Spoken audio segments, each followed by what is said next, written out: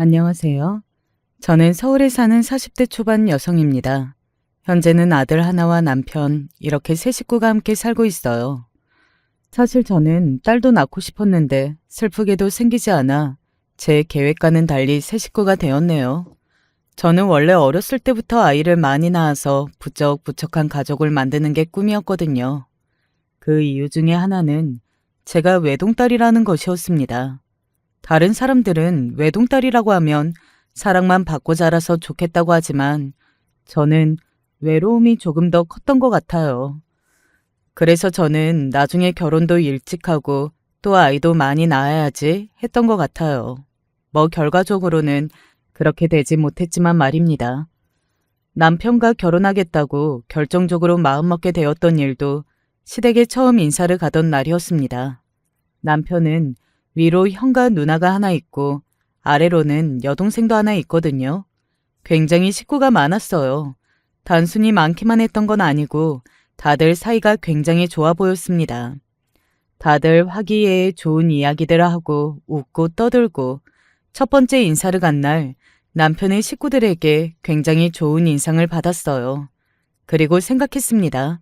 결혼하려면 이 사람과 하는 게 맞겠다고 말이죠. 그래서 서둘렀던 것 같아요. 물론 현실은 그때 봤던 것처럼 마냥 동화 같지만은 않았어요.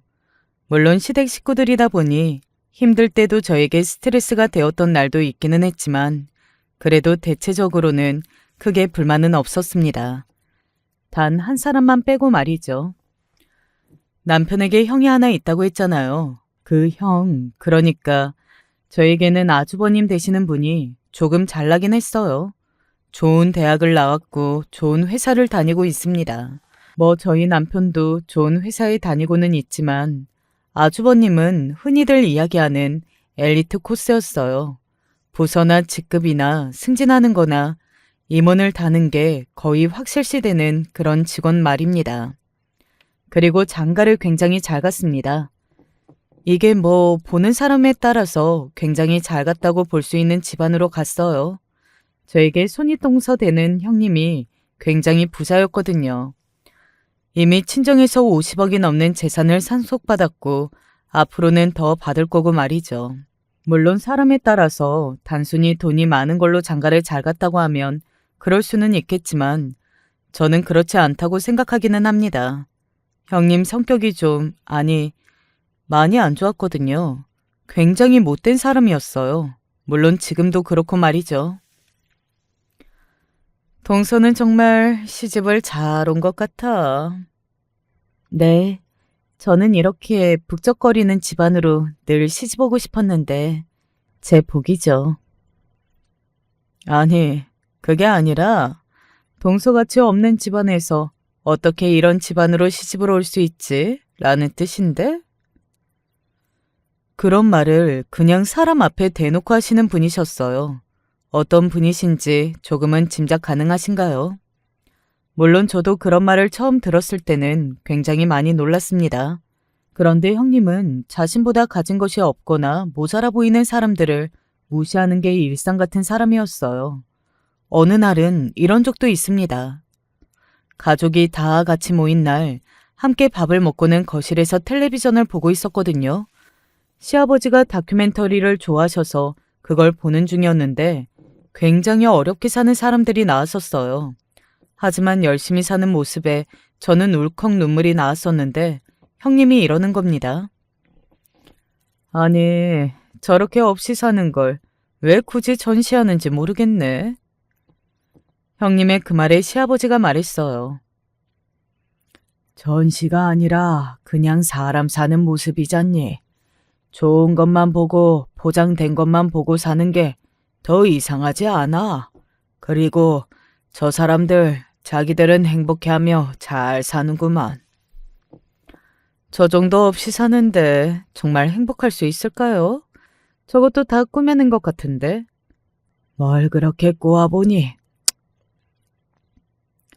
형님은 그렇게 이야기하며 혀를 차는 시아버지에게 뭔가 더 말을 하고 싶어 하는 듯 보였지만 인상을 쓰며 자기 팔을 잡는 아주버님에 의해 제지당했습니다. 아마 저기서 아주버님이 말리지 않았으면 본인이 하고 싶은 말을 참지 못하고 있을 거예요. 뭐 이렇게만 보면 아기는 없이 그냥 눈치가 없고 생각이 없는 사람이라고 생각할 수도 있겠지만 기본적으로 형님은 못돼 먹은 사람이기는 했어요. 동서는 이번 어머님 생신 선물로 뭐 할 거야? 아무래도 현금이 좋지 않을까요? 제 그 말에 형님은 저를 빤히 보더니 픽 웃더군요. 그리고는 이렇게 말했습니다. 아니, 겨우 그만큼 줄 거면 그냥 성의 있는 선물이 낫지 않아? 돈 그거 들여서 뭐해? 기분만 나쁘지. 제가 얼마를 드릴지 듣지도 않아 놓고 그런 말을 하더군요. 뭐 얼마를 드릴지 안다고 해도 그런 말을 그렇게 사람 앞에서 두고 하는 건 심보의 문제잖아요. 원래 저라면 참았을 것 같은데 그날은 저도 빈정이 많이 상했습니다. 제가 얼마를 드릴 줄 알고 그러세요? 제가 정색을 하고 그렇게 이야기를 하자 형님도 제가 그렇게 나올 줄은 몰랐던 건지 처음에는 살짝 당황을 하더군요. 하지만 이내 비웃는 투로 말했습니다. 해봐야 1, 200일 거 아니야. 아니야? 하면서 말이죠. 아니, 그럴 예정이기는 했지만 그렇다고 한들 저는 그게 절대 적은 돈이라고 생각하지 않거든요. 그리고 시어머니도 뭘 이렇게 많이 주냐며 고맙게 받으셨고 말입니다. 하지만 정말 그게 적다고 생각하는 건지 아니면 기본적으로 저를 무시하고 깔보는 게 깔려 있어서 그런 건지 늘 그런 식이었어요. 동서랑 나랑 이렇게 자꾸 차이가 나니까 내가 뭘 해드릴 때도 마음 편하게 못 해드리잖아. 그냥 해드리세요. 저는 괜찮으니까. 에이, 그래도 그게 아니지. 동서는 고작 1, 200 드리는데 내가 수천만 원짜리 가방 해드리면 어머님도 속으로 비교를 하실 거고 동서도 좀 그럴 거 아니야?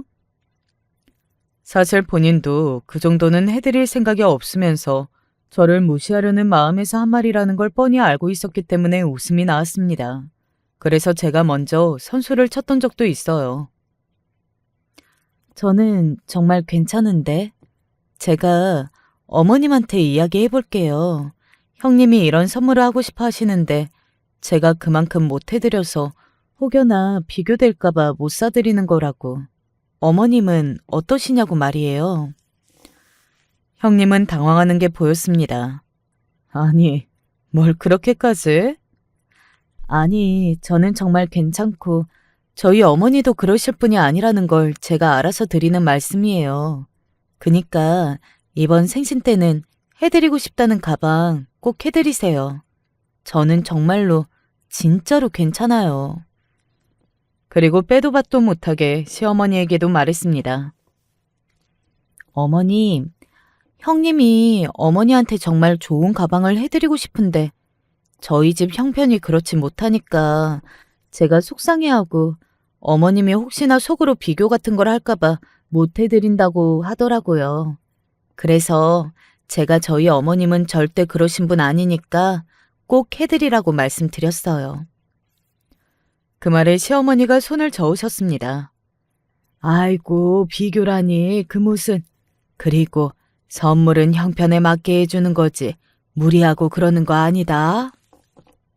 형님이 그 가방을 선물을 안 해드릴 수 없는 상황을 만든 겁니다. 아마 형님도 억지로 샀을 거예요. 그리고 속으로 엄청 저를 욕했겠죠. 그러라고 일부러 한 거고 말입니다. 그 이후로 저에 대한 막말이나 괴롭힘이 더 심해진 것만 봐도 그때 속으로 저를 얼마나 욕했을지 알 수 있습니다. 한 가지 달라진 점은 그 이후로 시댁 어르신들 생신 때 뭐 해드릴까 하는 걸로 저를 기를 채우는 일은 더 이상 일어나진 않긴 했습니다. 그랬다가 제가 또 그전과 같이 행동하면 계획에 없던 돈을 쓰게 되는 상황이 올 테니까 말이죠. 우리 동서는 정말 복이 많아. 형님이 입에 늘 달고 살던 말 중에 하나인데 저는 솔직히 그 정도일 줄은 모르겠거든요. 여러분이 듣고 한번 판단해 보세요. 저희 친정은 아버지가 공무원이시고 어머니가 전업주부이십니다. 저는 밑으로 남동생이 하나 있는데 남동생도 공무원이에요. 소방 공무원이요. 그리고 저는 그래도 나름대로 서울에 있는 4년제 대학을 나왔고 엄청나게 좋은 회사는 아니라도 그래도 탄탄한 중견기업에서 월급도 남편과 크게 차이가 나지 않게 받았었고요. 굉장히 부자다, 여유롭다, 이건 아니었지만 남들만큼은 살았어요. 가난하다? 뭐 그런 생각은 단 한 번도 해본 적이 없고 말입니다. 시댁은 그런 우리 집보다는 더 잘 살긴 했습니다. 일단 시아버지가 전문직에 종사를 하셨고 시어머니도 집안이 괜찮으신 편이었어요. 그래서 물려받으신 땅도 조금 있다고 들었고 말이죠. 남편도 저보다 괜찮은 대학을 나와서 대기업에 다니고 있고 말입니다. 뭐 저도 인정해요. 우리 집보다는 남편의 집이 더 괜찮다는 사실 말입니다. 하지만 제가 정말 말도 안 되게 시집을 잘 왔다거나 집안으로 그렇게 무시당할 만큼은 절대 아니라고 생각했거든요. 시댁이 재벌 수준도 아니었고 저희 집이 찢어지게 가난한 것도 아니었으니까요. 그런데 형님은 저를 그런 찢어지게 가난한 집에서 나고 자란 사람 대하듯 했습니다. 아니, 동서는 해외여행 한 번도 못 가보지 않았어? 네? 가봤어? 아, 저희 집 그렇게 안 가난한데요. 그렇게 이야기하면 그 말은 듣지도 않고 자기 할 말만 했어요. 하긴 요즘 해외여행은 개나 소나 다 가긴 하지 뭐. 이런 식으로 말입니다. 정말 손윗동서만 아니고 가족만 아니었으면 머리에 한 대 치고 싶은 말만 했어요. 다른 사람에게 형님이 저에게 이런 말을 한다고 하면 다들 이런 반응이 나왔습니다. 아니, 무슨 억한 심정 있는 사람도 아니고 왜 그러는 거야? 너 뭐 크게 잘못한 거 있냐? 아니, 아무리 생각해도 잘못한 게 없어. 아니, 그런 사람들이 있기는 해. 남 깔아 뭉개면서 자기 자존감 올리는 사람들. 나는 그런 사람들이 제일 악질이고 못됐다고 생각하는데 너희 형님이 딱 그런 사람인 것 같다. 그런 사람들은 그냥 상종을 하지 않는 게 맞아. 물론 저도 그렇게 생각하고 그 의견에 100번 동의를 하지만 가족이잖아요. 연을 끊고 살지 않는 한, 아니 연을 끊고 산다고 해도 어쩔 수 없이 얼굴을 보게 되는 가족 말입니다. 한 번은 너무 속이 답답해서 남편에게 이야기했던 적도 있어요. 진짜 형님 왜 저러시는 건지 모르겠어. 형수님? 근데 형수님은 그 전에도 나한테도 그러시긴 했어. 그래서 내가 형님한테 여러 번 말했었는데 고쳐지지 않으시더라. 저한테만 그러는 건 아니셨습니다. 그 전에는 남편에게도 은은하게 자기 남편은 잘났는데 역시 형만한 아우 없다는 소리를 하며 남편을 살살 긁었던 적이 있었고 시누이들한테도 가끔 그런 소리를 해서 뭐라 이야기를 들었던 적이 있었다고 하더군요. 요즘은 조용하다 싶었더니 당신한테 그러시는구나. 내가 형님한테 말해 볼게. 그 이후로 남편이 아주버님에게 말했고 아주버님도 형님에게 말한 것 같더라고요. 형님이 하루는 저에게 이러는 겁니다. 그걸 또 도련님한테 일렀어? 이런 게 아니라 형님이 저한테 한 말을 그대로 전달했을 뿐인데요. 그게 왜 이런 게 되는 거죠? 형님도 저한테 잘못한 말이라는 생각을 하시는 거예요? 그 말이 아니잖아. 누가 말을 전하느냐에 따라 뉘앙스가 달라지는 건데. 저는 그냥 형님이 하신 그 말 그대로만 전달하니까 뉘앙스 걱정은 안 하셔도 돼요. 원래라면 다 듣고만 있었을 텐데 저도 어느 순간부터는 참지 않았습니다.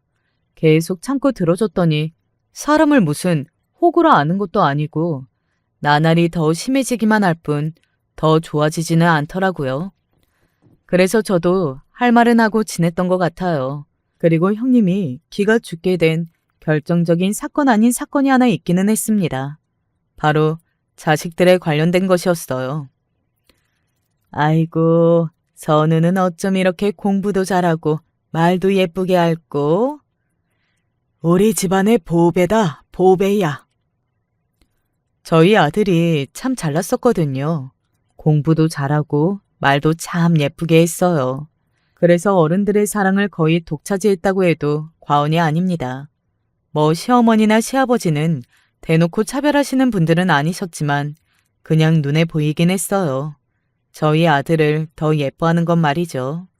그도 그럴 것이 형님네 아이들은 일단 형님이 잘 데리고 오지 않아서 시댁 어르신들과 얼굴이 볼 일이 많지 않았고 그래서 그런지 유대감이 덜한 것도 있었어요. 또 아이들이지만 성격이 애교가 있거나 한 편이 아니라 조용한 편이어서 저도 조카들이 편하지는 않았고요. 뒤에서 나 몰래 과외 같은 거 시키는 거 아니야? 가장 결정적으로 형님의 심기를 뒤틀리게 한 건 다름 아닌 그것이었습니다. 저희 아들이 돈으로 발라서 사교육이라는 사교육을 다 시키고 있는 조카들보다 훨씬 공부를 잘했거든요. 제가 따로 시킨 건 아니었고 저는 그건 아이의 성향과 타고난 것이라고 보고 있기는 합니다. 원체 책을 읽고 책상에 앉아있는 걸 좋아하는 아이거든요. 뒤에서 시키긴 뭘 시켜요. 언제는 저희한테 그럴 돈이 없다고 그러셔놓고는 이제는 애가 잘하는 게 뒤에서 몰래 시킨 거라 그러시는 거고 한 가지만 하세요. 말이 그렇다는 거지. 누가 진짜 그렇대? 형님은 말을 그렇게 하시면 안 되는 것 같아요. 남들이 보면 오해하기 딱 좋게 말씀하시는 거. 그거 고치셔야 할 것 같아요. 내가 그래도 선이통선데 너무 막대하는 거 아니야? 동서 어디 가면 버릇없다고 욕먹어. 없이 자랐으면 사람이 바르기라도 해야 할 거 아니야?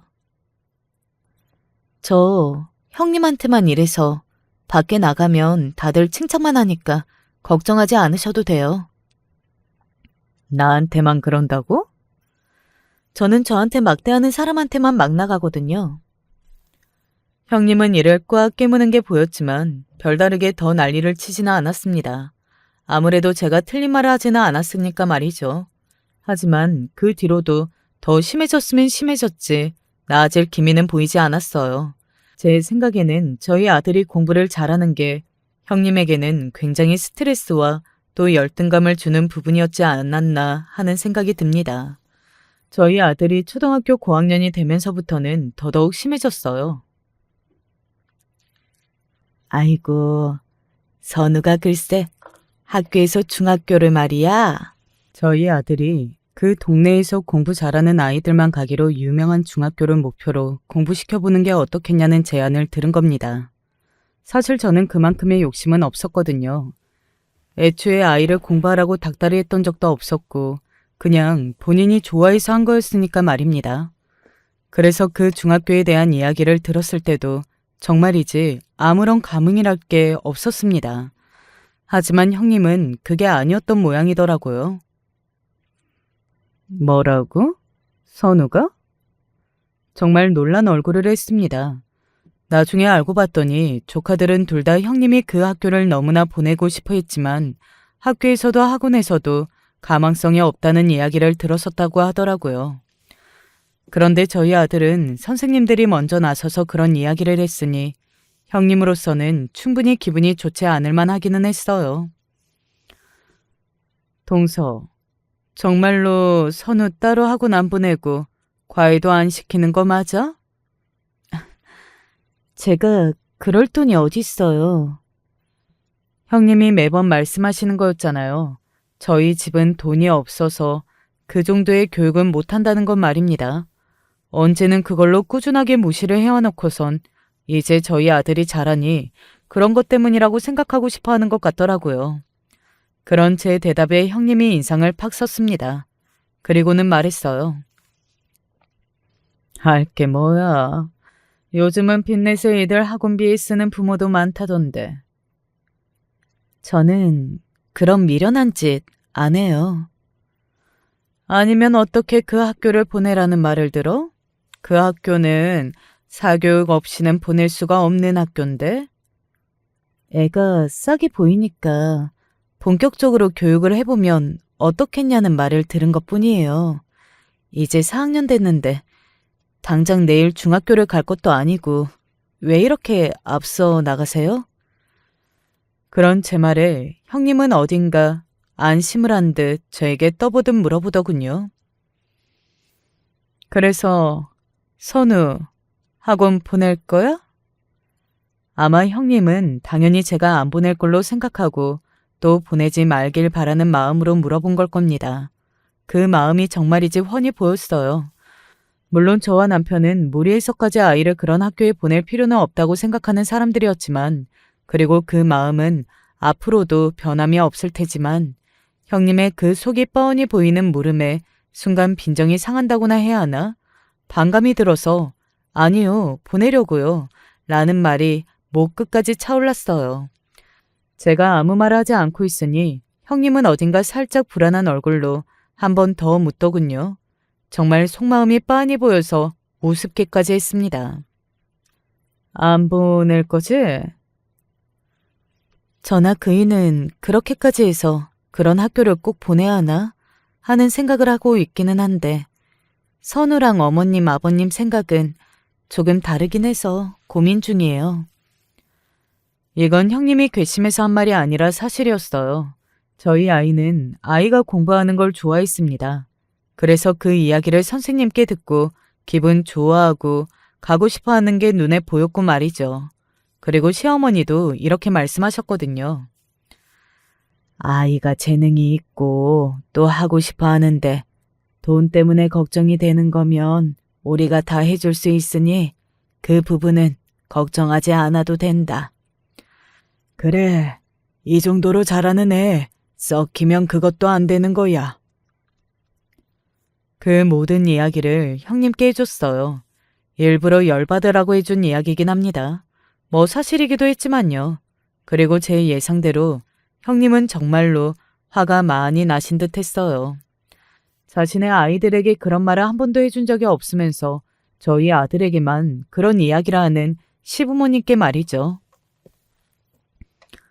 이건 명백히 차별 아니야? 아니면 우리 애들 무시하는 거 아니냐고. 그게 어떻게 무시해요?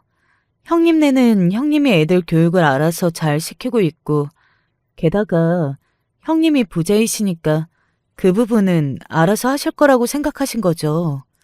선우는 애가 재능이 있는데 집안 사정 때문에 못하는 걸 보고 싶지 않아서 할머니 할아버지 된 마음으로 도와주시겠다고 한 거고요. 우리 애들은 재능이 없다는 소리야? 한숨이 절로 나왔습니다. 형님은 거기에 꽂힌 듯 했어요. 그 말이 아니고 저희 집이 형님 집이랑 상황이 다르니 도와주시겠다는 말이잖아요. 어떻게 이렇게 말을 제대로 못 알아들으세요? 알아듣게 이야기해도 아무런 소용이 없었습니다. 사람이 열등감에 그렇게 정신을 놓으면 어떻게 되는지 형님을 보면서 너무 잘 알게 되었던 것 같아요. 그 이후로 저희 아들을 볼 때마다 되지도 않은 트집들을 잡았습니다. 하루는 이런 일도 있었어요. 안녕하세요. 저희 아들은 분명히 인사를 했거든요. 저도 듣고 저희 남편도 들었어요. 그런데 못 들은 건지 아니면 일부러 받지 않은 건지 저희 아들의 인사를 아는 척하지 않은 건 형님이었습니다. 저는 처음부터 일부러 인사를 받지 않은 걸로 생각했는데 나중에 듣기로는 남편은 형수님이 못 들으셨나 했다더라고요. 선우, 어른을 봤으면 인사를 해야지. 왜 안 하니? 형님이 아들을 빤히 보더니 그렇게 말하더군요. 저는 직감적으로 알 수 있었습니다. 형님이 일부러 그러시는 거라고 말이죠. 아직 어린 아이에게까지 감정적으로 그런 태도를 보이는 게 정말 너무 역해서 인상이 확 찡그러졌어요. 선우야, 아무리 공부를 잘해도 어른들한테 잘하고 예의가 바른 게 먼저인 거야. 인성이 제대로 되어 있지 않으면 공부 잘하는 거 아무 소용없어. 순간 저 양반이 무슨 소리를 하는 건가 하는 생각이 들었어요. 결국은 그 말을 하고 싶어서 저희 아들의 인사를 못 들은 척했던 거라는 생각이 드니까 머리 위로 화가 쫙 뻗치는 기분이 들었습니다. 만약에 주위의 어르신들과 가족 그리고 저희 아들이 없었고 성격대로 했다면 뒤통수를 한 대 쳤을지도 모르겠다고 생각했어요. 아까 했는데 형님이 못 들으셨나 보네요. 저는 이를 악물고 그렇게 말했습니다. 형님은 저를 보며 아무렇지 않은 듯 눈을 동그랗게 뜨더군요. 그리고는 또다시 말도 안 되는 말들을 늘어놓았습니다. 그러면 내가 못 들을 만큼 소리가 작았나 보네? 선우야, 남자는 자신감이 있어야지. 그렇게 소심하게 인사하고 그러면 안 되는 거야. 공부를 잘하는 사람보다 요즘은 리더십이 있는 사람이 더 성공한다는 말도 있잖니? 그놈의 공부를 잘하는 것보다 중요한 것, 그 말을 어찌나 반복하던지 오히려 거기에 버튼이 제대로 눌려서 자격지심을 느끼고 있다는 것을 잘 알 수 있더군요. 남편도 그제서야 형님의 숨은 의도를 다 파악한 듯 일부러 친절하게 웃으며 형님에게 말했습니다. 저도 들었는데 작게 인사를 한 건 아닌데 형수님께서 정신이 조금 없으셨나 보네요.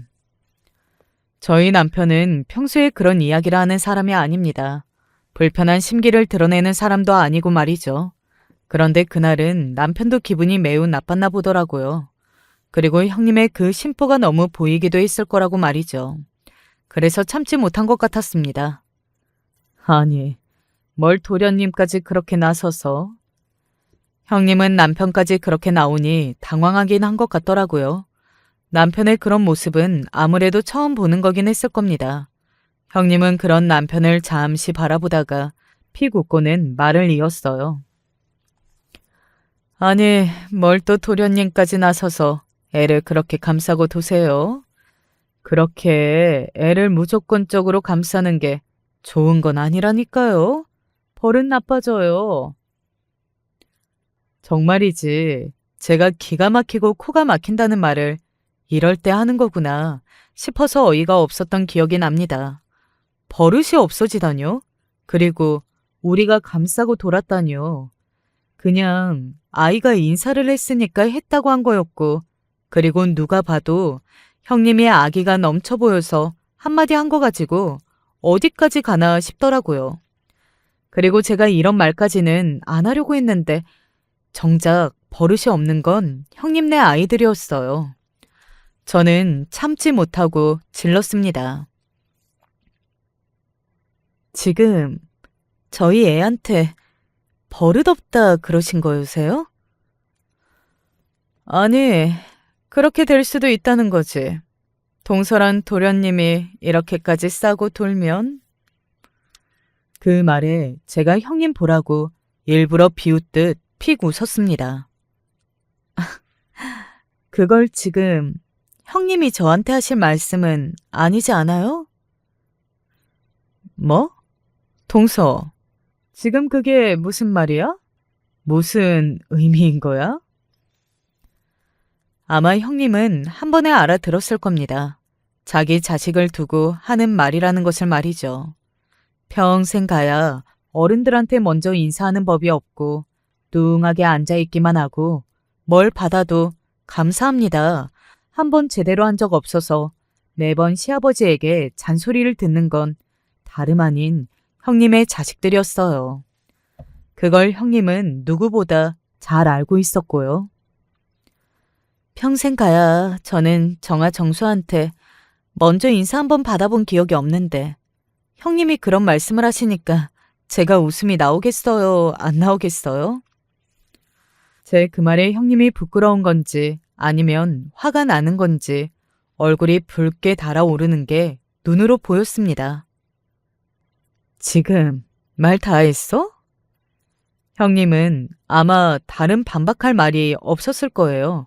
그 누구보다 자신이 더 잘 알고 있었을 테니 말이죠.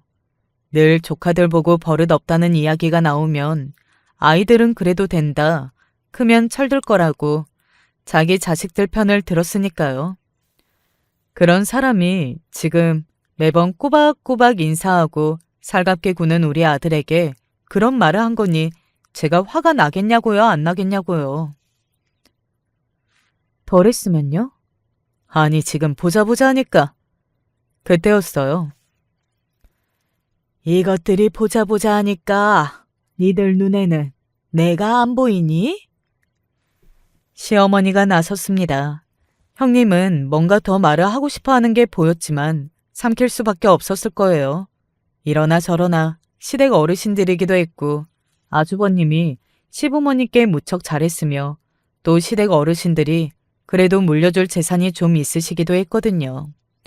그날 전쟁이 발발할 뻔했지만 그렇게 불이 꺼졌습니다. 시어머니가 억지로 끈 불이었기 때문에 저도 형님도 속으로는 부글부글 했을 거고 했어요. 솔직히 그때부터는 누가 먼저 터져서 난리를 쳐도 이상하지 않을 감정 상태였던 것 같아요. 아니, 그런데 쓰면서도 계속 어이가 없는 게 저는 잘못한 게 없지 않나요? 이 모든 일은 다 형님이 아니었으면 벌어지지 않았을 일입니다. 먼저 저한테 시비를 건 것도 형님이었고 자격지심에 아이를 먼저 건든 것도 형님이었고 말입니다. 솔직히 저는 잘못 없다고 생각하고 있었어요. 그때도 지금도 말입니다. 아무튼 그날 남편과 많은 대화를 나눴습니다. 남편도 이 문제에 대해 심각하게 받아들이고 있는 것 같았어요. 아니, 애한테 직접 그러실 줄은 정말 꿈에도 몰랐네. 내가 그랬잖아. 당신 형수님 보통 분이 아니라고. 아무리 그래도 애한테 그러실 줄은 몰랐지. 앞으로 더 심해지면 심해졌지. 덜하지 않을 것 같은데. 최대한 마주치는 일을 피해보자. 저희도 아이가 끼지 않는 일이라면 그러던가 말든가 했을 겁니다. 하지만 아이에게 뭐라고 하잖아요. 그래서 혹시나 아이가 상처받을까봐 그게 많이 걱정되었어요. 그래서 1차적으로 내린 결론이 최대한 마주치지 않게 해보자는 것이었습니다.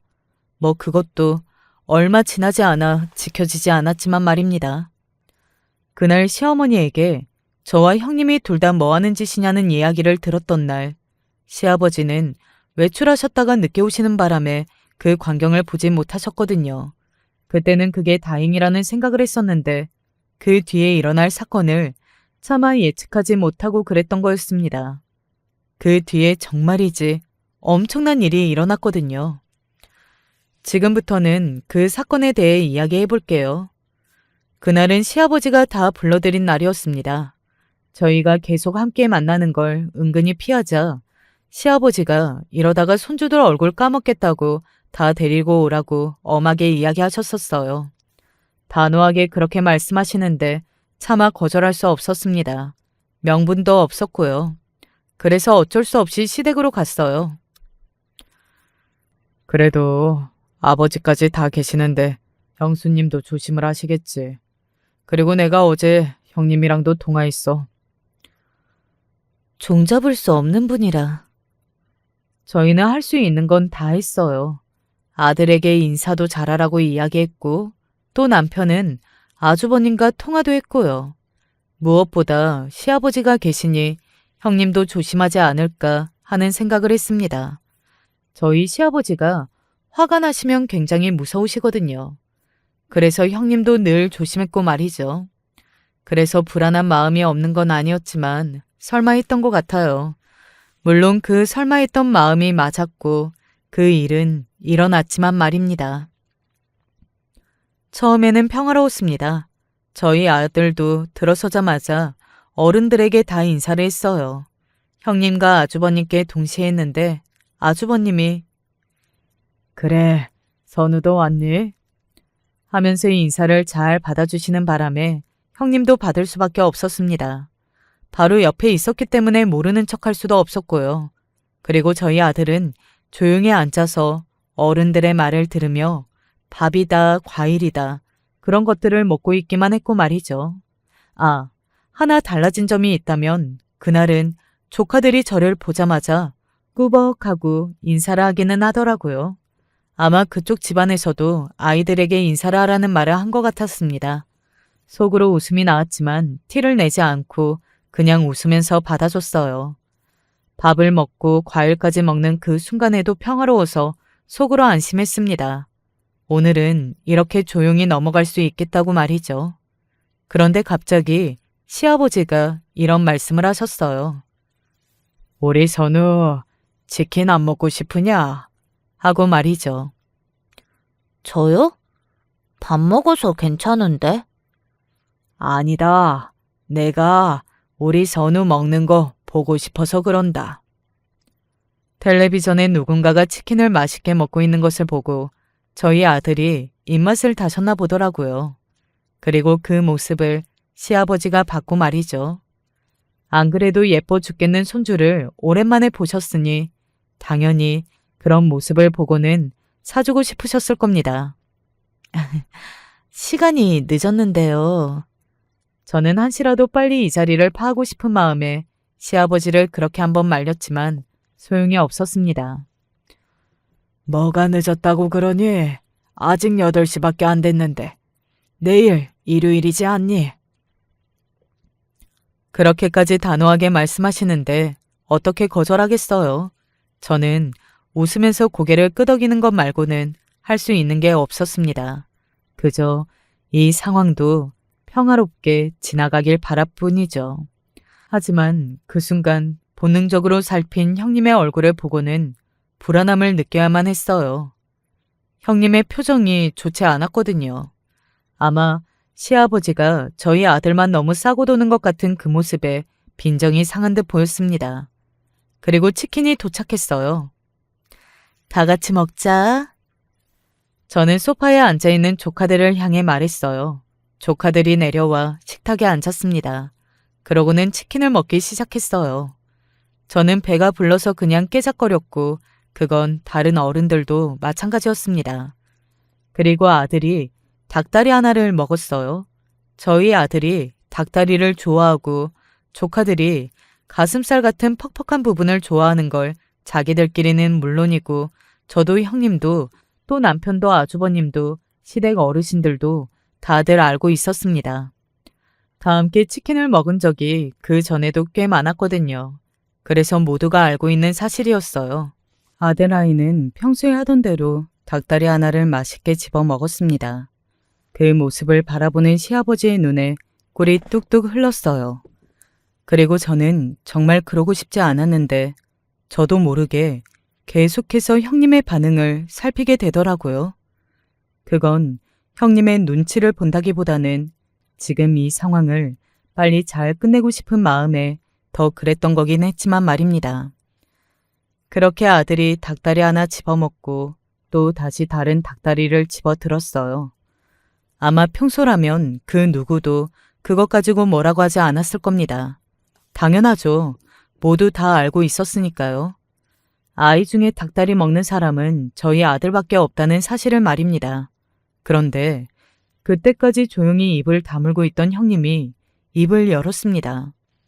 아마 계속해서 참고 있다가 이성이 날아간 듯 보였어요. 그렇지 않고서야 시댁 어르신들이 다들 계시는데 그런 말을 입 밖으로 꺼낼 수 있을 리가 없었으니까요. 아, 물론 시아버지는 잠시 화장실을 가셔서 자리를 비우시긴 했어요. 무슨 거지 새끼도 아니고 집에서 치킨 안 시켜주니? 순간 저는 귀를 의심했습니다. 그리고 저처럼 귀를 의심한 건 저뿐만이 아닌 듯 했어요.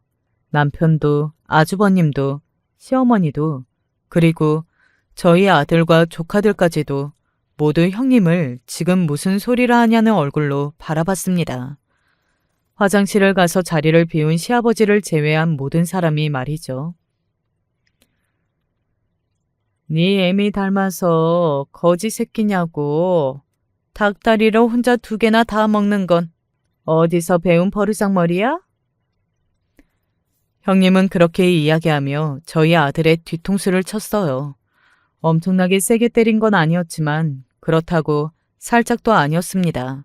소리가 꽤 컸거든요. 아들이 놀라서 손에 들고 있던 닭다리를 떨어뜨렸어요. 당신 지금 이게 뭐 하는 짓이야? 아주버님이 놀라서 멍하게 물었어요. 그 아주버님의 반응에 형님은 순간적으로 아차한 것 같았지만 그래도 이를 앙하고 물고는 미안하다 뭐 그런 말을 하지 않고 버텼습니다.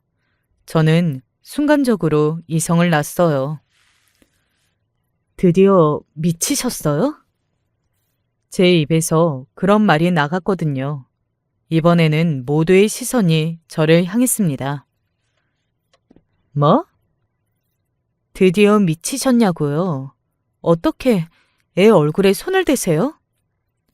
애가 버릇이 없으니까. 형님 자식들이 버릇없이 굴 때마다 제가 조카들한테 손대도 된다는 말씀이세요, 지금? 뭐라고? 말이 그렇잖아요. 당장 사과하세요. 못해. 못하신다고요? 그래, 못해. 아마 저와 형님의 그 엄청난 기세에 남편과 아주버님 그리고 시어머니가 기가 죽어서 혹은 놀라서 아무 말을 하지 못했던 것 같습니다. 그리고 시아버지가 화장실에서 나오셨어요. 아니 이게 무슨 소란이냐? 그 순간 저는 봤습니다. 형님의 눈에서 순간 굉장한 당혹함이 스쳐 지나간 것을 말이죠. 아무래도 시아버지가 무섭긴 무서운 모양이더라고요. 방금 형님이 선우 뒤통수를 후려 갈기셨어요. 닭다리 2개나 먹는다고 네 애미 닮아서 거지 새끼냐고. 다이렉트로 바로 다 이야기했습니다. 형님은 놀라서 저를 바라보더군요. 제가 그렇게까지 바로 직설적으로 다 이야기할 줄은 몰랐나 보더라고요. 저는 형님을 빤히 노려봤습니다. 너의 이 꼬락서니까지 내가 참아줄 줄 알았냐? 하면서 말이죠. 뭐? 시아버지의 엄청난 고함이 집안을 쩌렁쩌렁 울렸어요. 형님이 움찔하고 어깨로 움츠리는 걸 제 눈으로 봤습니다. 하긴 저도 시아버지가 그렇게 화를 내시는 모습은 처음 봐서 놀랐는데 형님도 당연했겠죠. 아버님, 아니 그게 아니고. 아니긴 뭐가 아니에요. 제가 한 말이 틀렸어요? 형님이 하신 행동과 말 그대로 이야기한 건데? 둘째 말이 정말이냐? 형님은 아무 말도 하지 못하고 쩔쩔거렸습니다. 시아버지는 눈에 불이 난 듯 정말 화가 많이 난 얼굴로 형님을 바라봤어요. 내가 그동안 네가 하는 짓들을 몰라서 가만히 내버려둔 줄 아느냐? 어? 보자 하니까 네가 선을 넘는구나. 다 컸다는 어른이 애를 상대로 이 무슨 지조란 행동이야.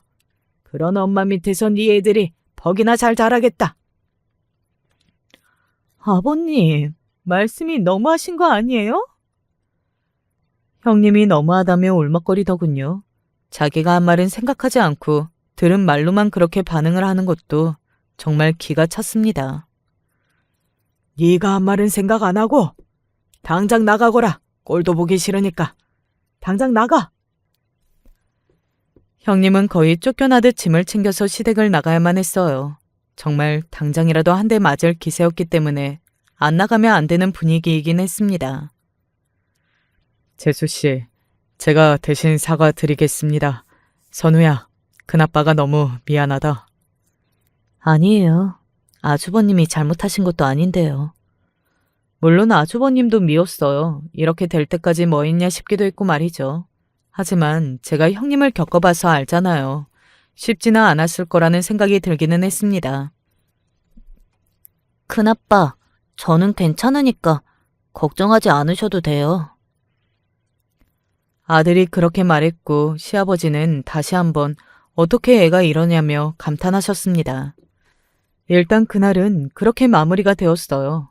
그날 집으로 돌아와서 남편과 많은 이야기를 나눴습니다. 생각보다 화는 오래가지 않았던 것 같아요. 시아버지가 너무 화를 내주신 것도 있고 또 정말로 저희 아이가 괜찮아 보여서였던 것도 있습니다. 하지만 그렇다고 용서할 수 있는 일도 아니었기 때문에 남편과 논의가 필요했어요. 그 논의 끝에 저희는 이제 더 이상 형님과 함께 만나는 가족 모임에는 나가지 않겠다 시댁에 말씀을 드렸습니다. 그 편이 서로를 위해서 좋을 것 같았고 말이죠. 시어머니는 슬픈 일이지만 어쩔 수 없다고 받아들이셨지만 시아버지는 달랐어요. 그것만 나가면 되는데 뭐가 문제냐? 시아버지는 진지하게 정말로 형님을 쫓아낼 생각이셨던 겁니다. 그런 며느리 더는 보고 싶지도 않고 그런 며느리 밑에서 아이들이 어떻게 자라겠냐고 말이죠. 아주버님께서도 이혼하지 않으면 부모와 자식 간의 연은 끊는 걸로 알겠다고 아예 선언하신 모양이더라고요. 화가 아주 단단히 나신 듯 했습니다. 그리고 그 이후로 형님이 시아버지에게 가서 무릎을 꿇고 빌었다는 말을 시어머니에게 전해 들었습니다. 울며 불며 자기가 잘못했다고 다시는 이럴 일 없게 하겠다고 하더구나. 아주버님은 어떠신데요? 걔야 뭐 그래도 긴 세월 자기 마누라라고 같이 사내니까 쉽게 이혼을 결정하지는 못하지. 그래도 워낙 효자인 애라 아버지 말을 거스를 수도 없고. 아주버님이 중간에서 마음고생이 심하신 것 같더라고요. 물론 제가 잘못한 건 없지만 상황 자체가 이렇다 보니 조금 죄송한 마음이 들기도 했습니다. 그리고 시어머니에게 형님이 무릎을 꿇고 빌었다는 말을 들은 이틀 뒤쯤 형님이 찾아왔습니다. 그래도 자기 딴에는 마음고생을 많이 했던 건지 그 전과는 얼굴이 달라져 있기는 하더라고요. 살이 꽤 많이 빠진 듯 했습니다. 동서, 내가 너무 미안해.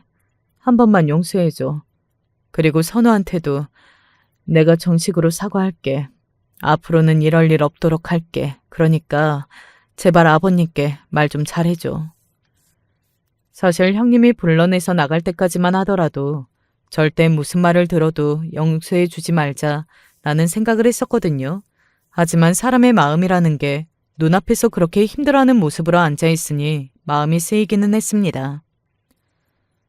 애 아빠가 양육권도 자기가 다 가져가겠다고 하고 나는 우리 애들 없으면 정말로 못 살아.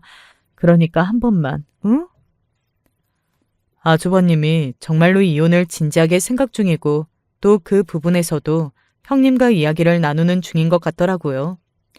양육권 이야기가 나오는 걸 봐서는 말입니다. 사실 저는 그냥 또 혼이 조금 나고 흐지부지 넘어갈 걸로 생각했는데 시아버지가 세게 나오시는 게 효과가 굉장했습니다. 그래도 동서랑 선우가 내 사과 받아주면 아버님도 애 아빠도 마음이 조금은 풀리지 않을까? 제발 사람 하나 살린다 생각하고. 그날 형님은 저에게 정말 많이 사죄하긴 했습니다. 물론 저도 순도 100%의 진심이라고는 생각하지 않아요. 제가 그동안 겪어온 형님은 쉽게 바뀔 사람도 아니었고 말이죠. 하지만 이 정도의 일까지 겪었는데 앞으로는 조심하지 않을까 하는 생각이 들긴 했습니다. 그리고 어찌되었건 제 조카들의 엄마잖아요. 아이들과 엄마가 생이별하는 상황을 생각하니 저도 엄마인지라 더 마음이 그렇기는 했어요. 형님을 만나고 집으로 돌아와서 정말 많은 생각을 했습니다. 그러고는 이번이 마지막이라고 넘어가 주는 건 정말 마지막이라고 생각하자고 그런 마음으로 형님께 연락을 했어요. 그 사과를 받겠다고 말이죠. 정말? 정말? 동서, 너무 고마워. 정말 너무 고마워. 동서만 허락하면 선우한테도 직접 만나서 사과하고 싶은데. 사실 걱정이 아예 안 되는 건 아니었지만 그래도 사람이라면 또다시 실수는 하지 않겠지 하는 마음에 두 사람을 만나게 해주었던 것 같아요. 그리고 잘 해결되었습니다. 형님은 진지하게 선우에게 사과했고 선우도 괜찮다고 받아주었어요. 그리고 형님은 그 이야기를 아주버님과 시아버지에게 한 것 같더라고요. 네가 애가 너무 물렀어 라고 시아버지가 말씀하셨습니다. 뭐 물렀다고는 생각하지 않아요. 그리고 앞으로도 무르게 행동할 생각은 전혀 없고 말입니다. 저는 거기서 문제가 다 해결될 걸로 생각했어요. 하지만 아니더라고요. 시아버지도 시어머니도 이제는 뭐 굳이 얼굴을 안 보고 살 만큼 격렬한 반대는 하지 않겠다 하셨지만 그럼에도 형님을 그전과 같이 볼 수는 없겠다고 이야기하셨고, 무엇보다 그 과정에서 아주버님이 형님에게 정이 조금 떨어진 것 같았어요. 재수 씨, 사과는 사과고, 이제는 그걸 떠나서 저희 두 사람의 문제가 된 것 같습니다. 그러니까 저희가 어떤 결정을 내리게 되더라도 그건 재수 씨 탓이 아니니까 신경 안 쓰셔도 됩니다. 아주버님이 그렇게 말씀하시더라고요. 그래서 결론이 어떻게 났냐고요? 아직 안 났습니다. 아직도 아주버님과 형님은 이혼을 진지하게 고민 중이세요. 뭐 따지고 보면 형님은 아주버님께 빌고 있고 아주버님이 하는 고민이지만 말입니다. 생각보다 형님에게 가족이 더 소중한 존재였던 것 같더라고요. 뭐 그러니까 저희 아들에게 더 버튼이 눌리긴 한 거겠죠. 자기 자식이 소중했으니까 말이죠. 늘 생각하는 거지만 자기 자식이 소중하고 잘난 만큼 남의 자식도 누군가에게 그런 존재라는 것을 한 번 더 생각한다면 이런 일이 일어나지 않지 않았을까 합니다. 늘 자기만 생각하고 이기적으로 굴기 때문에 모든 문제가 발생하는 거라고 말이죠. 제 아들은 다행히 잘 지냅니다. 사실 그 일이 트라우마가 될까봐 걱정을 많이 했어요.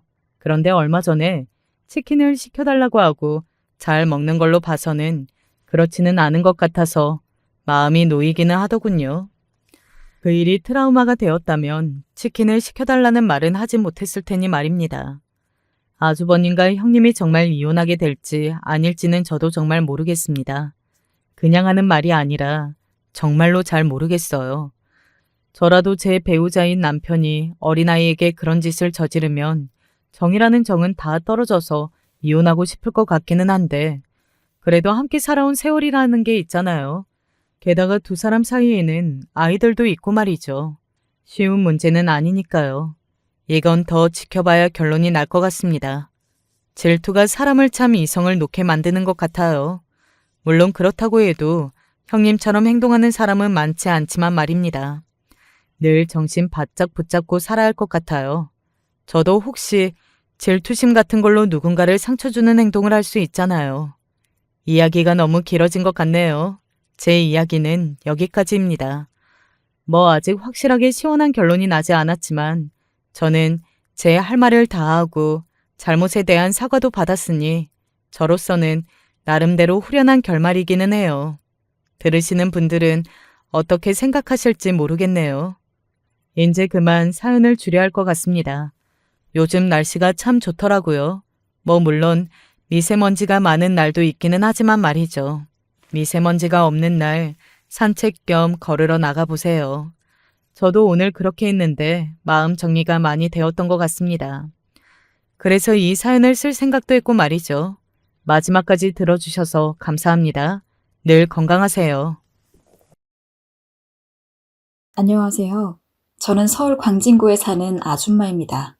저희 시어머니 이야기를 들려드리려고 이렇게 사연을 적어봅니다. 아마 들으시는 분들 모두 저희 시어머니가 어떤 행동을 하셨는지 듣고 나면 어이없어서 헛웃음이라도 지을 만한 이야기라고 장담해요. 그럼 얘기 시작해 볼게요. 우선 시어머니 이야기를 하기 전에 짧게나마 저와 남편의 이야기를 해야겠죠. 저랑 남편은 약 4년 정도 연애를 했습니다. 동갑내기 친구로 오래 지냈었는데 어쩌다 정신 차리고 보니 연애를 하고 있더라고요. 근데 연애를 해도 하도 우정으로서 지낸 시간이 길어서 그런지 저희는 연인이라기엔 굉장히 친구 같았어요. 크게 별로 달라진 것이 없었고 그래서 더 편하게 사귈 수 있었던 것 같아요. 사실 저는 새로운 사람이랑 처음부터 하나하나 알아가는 과정이 조금은 불편하고 힘들어서 연애를 멀리하고 있었거든요. 그런데 이미 저한테 익숙한 사람이랑 사귀다 보니까 딱히 알아가야 할 점도 많이 없고 서로 배려하는 것도 쉽더라고요. 솔직히 불타는 사랑까지는 아니었지만 애초부터 냄비처럼 확 끓었다가 확 식는 감정을 좋아하지 않는 저로서는 화롯불처럼 큰 기복 없이 은은하게 이어지는 남편과의 관계가 무척이나 마음에 들었습니다. 저희의 결혼 전 프로포즈도 참 참으로 무덤덤했어요. 그냥 어느 날과 같이 데이트를 하고 밥을 먹고 있는데 남편이 먼저 우리 결혼이나 할까? 라고 해서 그래 결혼하자 하고 답한 게 끝이었거든요. 지금 생각하면 로맨틱하지 않은 너무 무심하기 그지없는 프로포즈이지만 알이 큰 반지에 층수 높은 레스토랑에서 스테이크 썰면서 무릎 꿇고 하는 청혼보단 전 이쪽이 더 마음에 들었으니 나름대로 만족했습니다. 이 이야기를 친구들한테 하면 무슨 돌부처도 아니고 어쩜 그렇게 낭만을 모르면서 매번 한 소리씩 듣고는 하는데 그래도 제가 좋으면 된 거 아닐까요?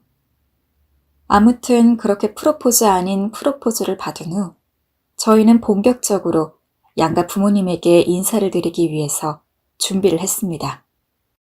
저희 부모님은 예전부터 제가 남편을 만나는 걸 좋아했기 때문에 쉽게 허락해 주실 것 같아 저는 쉬운 일부터 처리하자는 마음으로 제가 먼저 우리 부모님부터 뵈러 가자고 제안했고 남편 역시 흔쾌히 받아들였어요. 약속을 잡은 주말 남편은 저희 아빠가 좋아하는 홍삼에 엄마가 좋아하는 한우까지 양손에 하나씩 들고 왔고 미리 남편을 맞을 준비를 하고 있던 부모님은 더없이 환하게 남편을 환대했습니다. 평소보다 더 밝은 얼굴이었던 것을 생각해보면 남편에 대한 반가움보다는 남편이 들고 온 홍삼과 한우에 대한 반가움이 컸던 것 같긴 한데 그 홍삼과 한우 덕분인지 역시나 예상대로 저희 부모님은 결혼에 대해서 적극적으로 찬성하셨습니다. 오히려 남편에게 나 같은 애 데리고 가서 고생하는 거 아니냐며 너스레까지 떠실 정도였죠. 사실 허락해줄 거란 어느 정도 확신이 있긴 했어도 사람 일은 모르는 거니 혹시 모를 반대의 상황도 생각을 하긴 했는데 부모님께서 김이 빠질 정도로 쉽게 허락을 해주셔서 나름 마음의 짐이 한참 덜어진 느낌이었어요. 진짜 자기 말대로 장모님이랑 장인어른은 한 방이네. 남편도 한참 긴장해 있다가 다 끝나고 나니 웃으면서 저렇게 이야기하더라고요. 이렇게 저희는 우선 작은 산을 하나 넘고 이제 본격적으로 남편네 집에 갈 준비를 했습니다. 남편의 아버지, 즉 저의 시아버지 되실 분은 남편이 어렸을 때 돌아가셨기 때문에 남편에게는 어머니만 있었습니다. 그런데 사귈 때도 드문드문 들었지만 시어머니 되실 분이 미신 같은 걸 많이 믿어서 본인이 가지고 있는 기준에 부합하지 않으면 엄청 깐깐하게 구신다고 하더라고요. 남편네 집에 가기 전 남편이 그 부분을 한 번 더 이야기해 주길래 전 그래도 괜찮은 분이겠지 라고 생각하며 시어머니가 좋아하신다는 보약을 지어서 갔습니다. 결론부터 말해서 남편의 이야기는 틀렸습니다.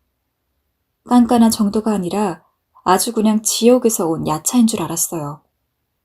제가 신발 하나를 채 벗기 전에 난 결혼 허락 못한다 고 하더라고요.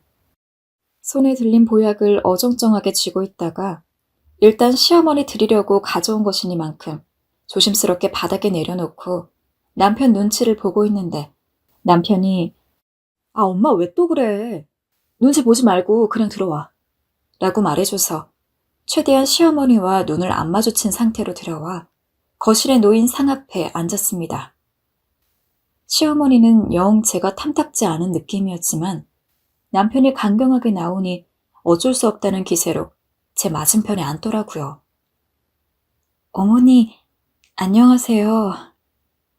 일단 어떻게든 허락받으러 온 만큼 아까 시어머니의 말은 못 들은 척 최대한 웃으면서 인사를 했습니다.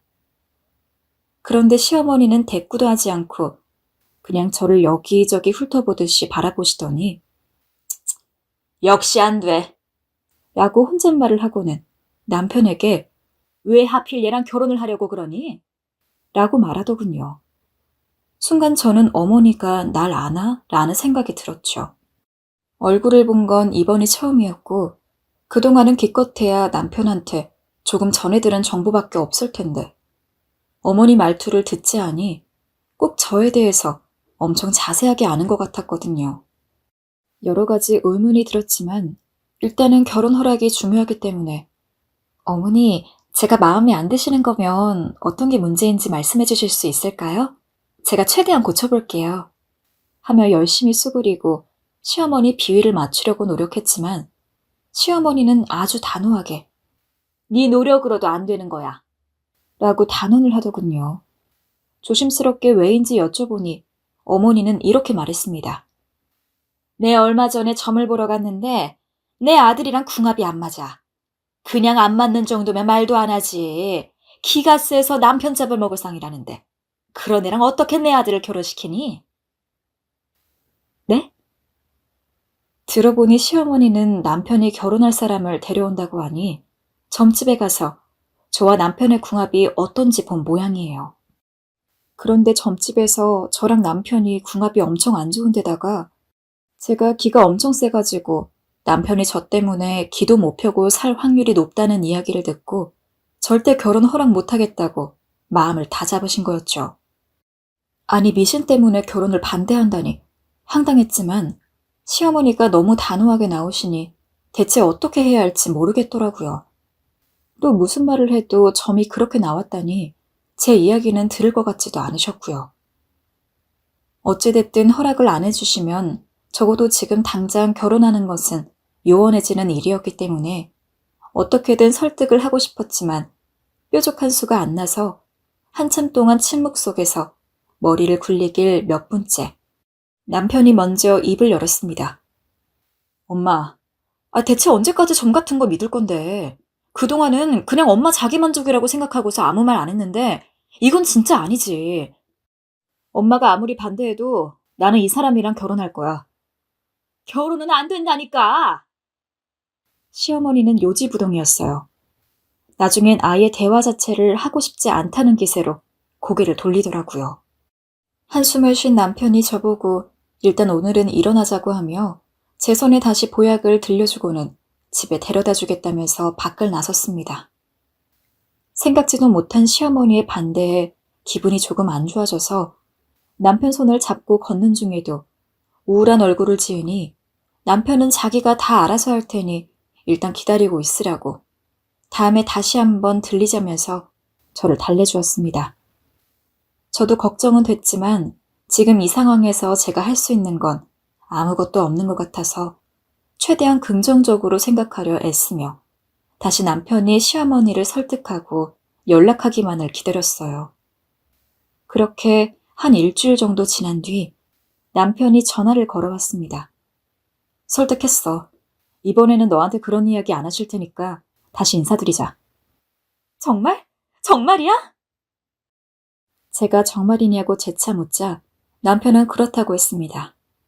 그런데 남편의 목소리가 조금은 뭐랄까요? 좀 어딘지 모르게 찝찝한 목소리였어요.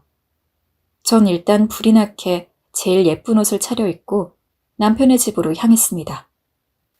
들어가니 확실히 시어머니의 태도가 많이 누그러진 상황이었어요. 저번처럼 신발을 벗기도 전 반대한다는 말도 없으셨고 고개를 돌리지도 않으셨습니다. 저는 내심 어떻게 남편이 시어머니를 설득했는지 궁금했는데 제 궁금증은 바로 이어진 시어머니 말로 해소가 되었습니다. 따로 신혼집 안 구하고 우리 집에서 산다고 했으니 허락해주는 거다. 조금이라도 이상한 낌새 보이면 내 어떻게든 쫓아낼 테니 처신 차리라. 아가. 남편이 시어머니가 하도 불안해하니 시댁에서 함께 사는 조건으로 결혼에 대한 허락을 받은 것이었죠. 시어머니 입장에서는 제가 아들 잡아먹을까봐 불안하던 차였는데 같은 집에 살면 감시도 되고 바로바로 제재를 가할 수 있으니 그런 조건이면 괜찮을 것 같다고 여긴 거고요. 그제야 아까 남편의 전화 목소리가 이해되었습니다. 솔직히 저는 시어머니랑 같이 살고 싶지 않았어요.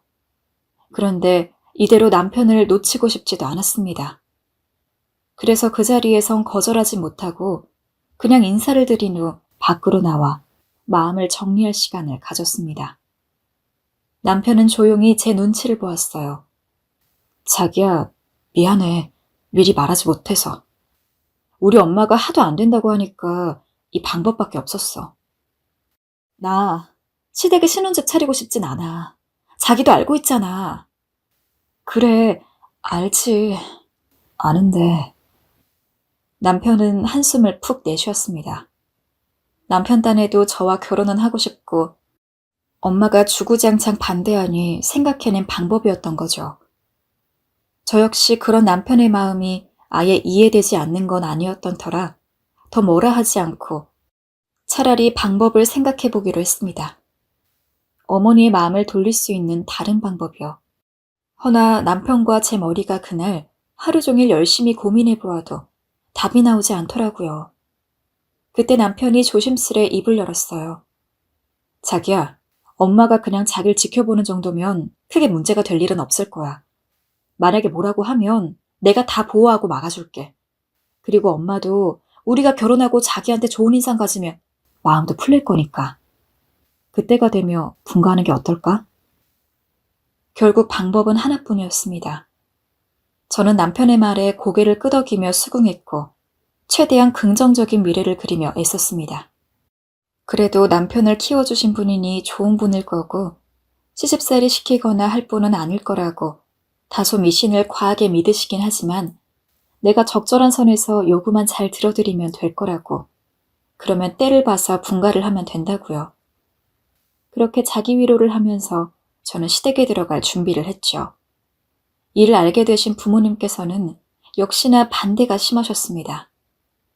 너희가 집 살 돈이 없는 것도 아닌데 왜 시어머니 집에서 살림을 시작해야 하냐며 절대 안 된다고 반대했습니다. 특히 엄마는 제가 시집살이를 당할까봐 걱정이 많으셨어요. 그런데 어느 날 더 큰 사건이 터지고 말았습니다. 엄마가 남편과 제가 하는 전화통화를 엿듣고 시어머니가 미신 때문에 절 반대하신다는 걸 알게 되신 거예요. 아니, 무슨 그런 미친 소리가 다 있니? 정말 그 이유로 결혼을 반대하는 거야? 그게 나도 이 결혼 찬성 못해. 그런 시어머니 모시고 살게 허락할 부모가 어딨니? 절대 안 돼! 엄마, 근데 어쩔 수가 없어. 그리고 나 괜찮아. 조금만 살다가 나와서 분가할게. 돈도 절약하고 좋은 점도 많아. 너 시어머니 모시고 사는 게 쉬운 일인 줄 알아? 엄마 봐봐. 내가 얼마나 고생했는데. 그리고 무당 말만 믿고 그럴 사람이면 정상적인 사람도 아닌 거잖아. 아무튼 안 돼. 내 눈에 흙이 들어가도 안 돼. 엄마, 조금만 이해해줘. 내가 정 못 버티겠으면 내 발로 나올게. 나 이 사람이랑 결혼하고 싶어. 허나 엄마는 제 말을 듣지 않고 그냥 방문을 닫아버렸고 계속 결혼은 안 된다는 말로 저를 더 힘들게 만들었습니다. 상황이 심각해지자 저는 남편까지 동원해 엄마를 겨우 설득하기 시작했어요. 남편은 엄마 마음이 돌아설 때까지 자기가 중간에서 다리 역할을 잘하겠노라고 아내가 힘든 것 같으면 반드시 분가하겠다고 엄마에게 약속까지 했죠. 저희 엄마도 한 고집해서 결정을 쉽게 바꾸는 사람이 아니지만 남편이 매일 회사 끝나고 부모님의 집에 와 설득을 하니 결국 결혼을 허락할 수밖에 없었습니다. 그렇게 저희는 어찌저찌 결혼식을 하고 난 뒤 무사히 신혼여행도 다녀왔습니다. 드디어 시댁에서 지내는 첫날이었어요. 저와 남편은 피로에 지쳐 택시를 타고 바로 시댁으로 향했죠. 캐리어를 질질 끌며 현관문을 열고 들어서려는데 시어머니가 잠깐 들어오지 말라 하면서 앞을 막았습니다. 저랑 남편이 어리둥절한 얼굴을 하고 멈췄는데 시어머니께서 거기 둘이 거리 좀 두고서 팔 벌려뛰기 10번 하고 들어와 라고 말하고는 문 앞에서 팔짱을 낀 채 저희를 지켜봤죠. 처음에는 농담인 줄 알았습니다. 그동안 나한테 날카롭게 군데 미안해서 그러시나? 라는 얼토당토 않는 생각도 했죠. 하지만 시어머니는 그 어느 때보다도 진심이 가득한 눈으로 정말 저희가 팔 벌려뛰기를 할 때까지 지켜보고 있을 기세였습니다. 저는 남편에게 그냥 하자고 속삭였고 남편도 시어머니 눈치를 보다 결국 뭐라 묻지도 못한 채 캐리어를 어정쩡하게 계단 위에 올려두고 정말 하나 둘 하면서 팔 벌려뛰기를 했어요. 위층 집에서 어떤 아저씨 한 분이 계단을 내려오다가 누가 봐도 여행 다녀온 사람들이 캐리어까지 내팽개쳐두고 팔 벌려뛰기를 하자 흠칫하며 지나가더라고요. 얼마나 창피했는지 지금 생각해도 얼굴이 화끈거리네요. 그렇게 10번의 팔 벌려 뛰기를 하고 나니 시어머니가 그제야 흡족한 표정을 지으며 앞으로는 밖에 있다 들어오면 무조건 밖에서 팔 벌려 뛰기를 하고 들어오거라. 그래야지 나쁜 기운이 털어져서 집안이 안전해. 라고 하시고는 비켜주셨습니다. 지금 생각하면 참 웃긴 광경이었지만 당시 저는 웃을 수가 없었습니다. 저한테는 남편 잡아먹을 여자라고 하더니 이제는 나쁜 기운을 퇴치한답시고 밖에서 이런 말도 안 되는 짓까지 해야 하나 싶었거든요. 뭐라고 진지하게 말씀드리고 싶었지만 시어머니는 무당을 맹신하는 분이었고 거기에 제가 반박하는 건 상상조차 할 수가 없었어요. 제가 말하는 건 씨알도 안 먹힐 테니까요. 그렇게 매일매일 저와 남편은 집에 들어오기 전에 팔 벌려 뛰기 10번을 하는 게 일상으로 자리했습니다. 가끔 사람들을 마주치면 창피해서 멈추기도 했는데 그럴 때면 어떻게 하셨는지 어머니께서 제게 멈추지 말라고 소리를 지르곤 하셨어요. 또 남편 역시 울며 겨자 먹기로 팔 벌려 뛰기를 했는데 언젠가부터 남편의 거친 숨소리나 신발 소리가 들리면 그 소리를 듣고 아, 퇴근했네 라는 생각을 하게 되더라고요. 거기까지 가니 너무 웃겨서 남편이 들어오면 아이고, 운동 열심히 했네? 소리가 여기까지 들려 하면서 장난도 치게 되었습니다. 저나 저희 집은 기독교라서 미신은 전혀 믿지도 않고 관심도 없었는데 이렇게 완전 정반대되는 시어머니의 모습을 보니까 나중에는 좀 어떤 면에서 귀여우시다고 느껴지기도 하더라고요. 시어머니의 나쁜 기운 퇴치 및 가정 평안을 위한 미신 시리즈는 팔 벌려 뛰기만 있는 게 아니었습니다. 여러 가지가 있었는데 기억나는 것 중 하나가 바로 화장실에 가서 볼일을 보면 뒤처리는 반드시 휴지를 5칸 뜯어서 한 칸 단위로 접은 다음 사용해야 한다는 것이었어요. 무당이 말하길 5가 악귀들이 싫어하는 숫자인데 이걸 차곡차곡 접음으로써 5라는 숫자에 있는 악귀 퇴치 기운을 점층시킬 수 있다고 하더라고요. 하도 귀 아프게 들었더니 저까지 달달 외워버렸네요. 그리고 또 하나, 돼지고기를 많이 먹으면 가정에 불화가 없고 늘 평안하다고 해서 진짜 거짓말 하나 안 보태고 한 3개월은 넘게 출근 전에 아침으로 삼겹살 구워 먹고 퇴근 후까지 저녁으로 삼겹살을 구워 먹으면서 지냈습니다. 굉장히 돼지고기를 좋아하는 사람인데도 불구하고 1달, 2달, 3달이 되어가니까 이제는 돼지고기가 저인지 제가 돼지고기인지 모를 지경으로 입에 너무 물려서 매일 먹는 척하고 시어머니가 안 볼 때 몰래 뱉어서 버리기까지 했죠. 그런데 어느 날 사건이 일어나고 말았습니다. 도저히 물려서 시어머니가 화장실을 간 사이에 돼지고기를 뱉어버렸는데 하필 시어머니께서 그 광경을 보신 거예요. 아가야, 화장실에 휴지가 떨어져. 너! 제가 고기를 뱉는 걸 본 시어머니는 입술까지 떠면서 경악을 하셨고 지금까지 다 고기를 뱉어온 거냐며 절 붙들고 늘어지셨어요. 이래서 밤마다 집안에서 이상한 소리가 난 거라며 악귀들이 아직 집에 있다며 난리가 나셨습니다. 불똥은 남편에게도 튀었고 왜 아내가 저러는데 말리지 않았냐며 질책하셨죠. 어머님의 꾸지람이 1시간을 넘어 어느덧 새벽 2시까지 계속되자 나중엔 저도 남편도 지쳐 나가 떨어졌죠. 어쨌든 저희는 그날 뱉은 고기들을 다시 입안에 넣고 우적우적 씹어야 했습니다. 그리고 그 뒤부턴 고기를 몰래 뱉는다거나 하는 건 상상하지도 못했어요. 또 하나 시어머니께서 믿는 미신 중에 또 곤란한 게 하나 있었으니 그건 바로 색에 관련된 것이었어요.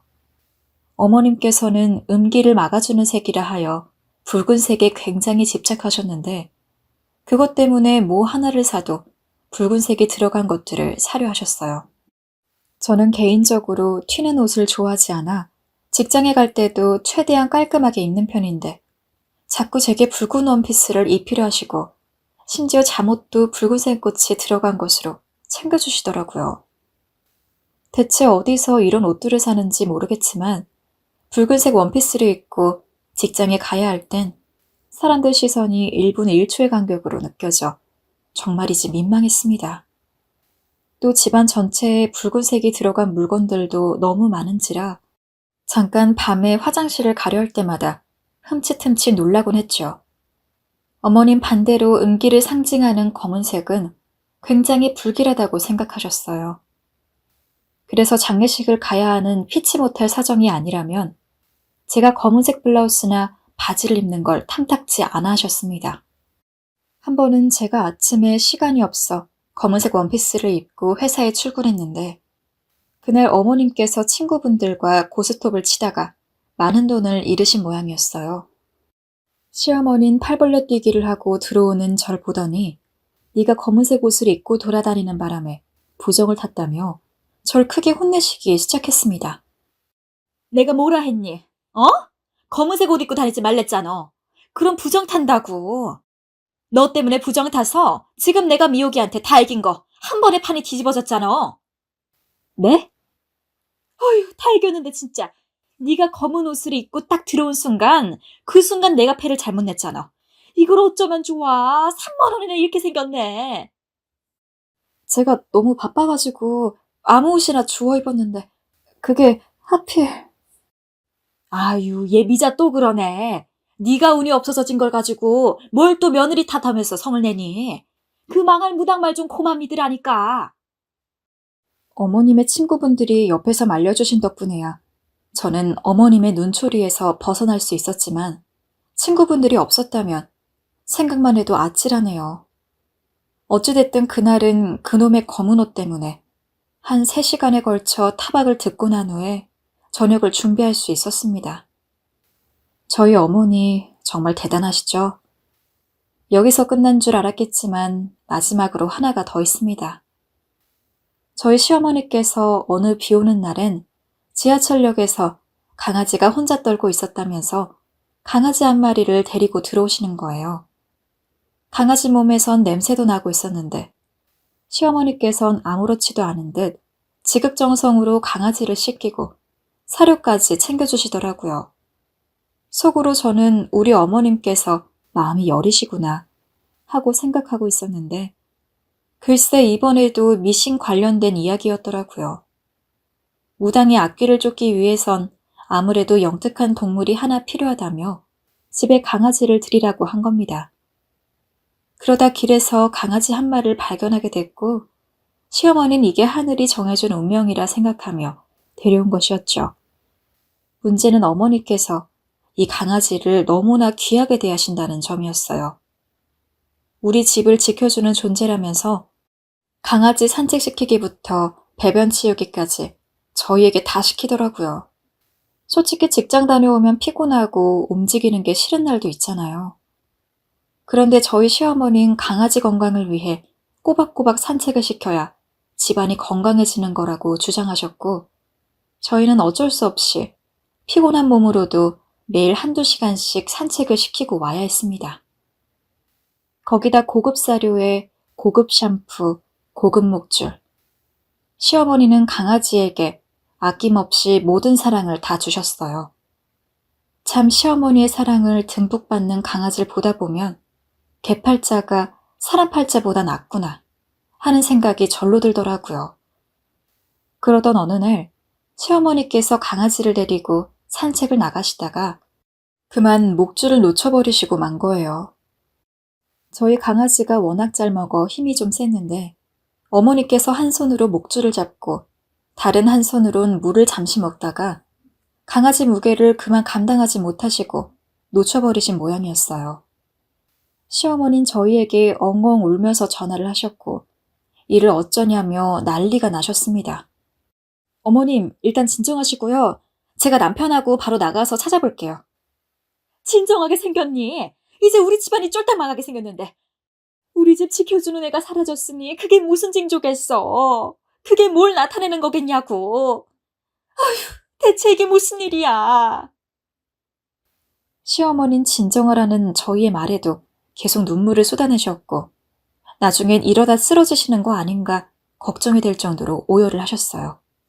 다행히 저와 남편이 허둥지둥 산책로로 뛰어가 몇 시간 동안 헤맨 끝에 강아지를 찾을 수 있었지만 그 후 강아지에 대한 시어머니의 집착은 더 심해져서 제가 개를 데리고 산책을 나갈 때 10분에 한 번 걸려 제게 전화를 해 강아지를 놓치지 말라는 확인 전화를 하시곤 했습니다.